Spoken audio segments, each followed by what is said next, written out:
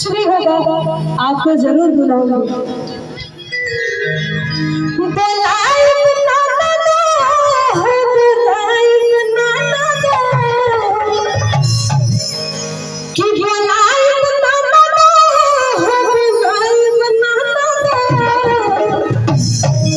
हमारा होरला होगा तोहरा के बनाई बनाना तो हमारा होरला होगा तोहरा के बनाई बनाना तो हमारा बेटा होगा तोहरा के बनाई बनाना तो बनाई बनाना